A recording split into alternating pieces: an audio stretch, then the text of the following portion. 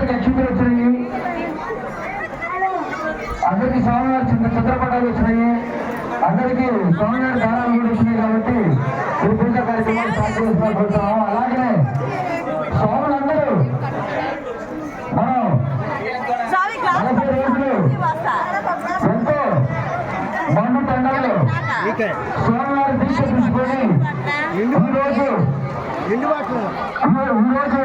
స్వామివారి వ్రతం చేసుకొని ఇరుముడి కార్యక్రమం జరుపుకోబోతున్నాము. కావున స్వాములందరూ కూడా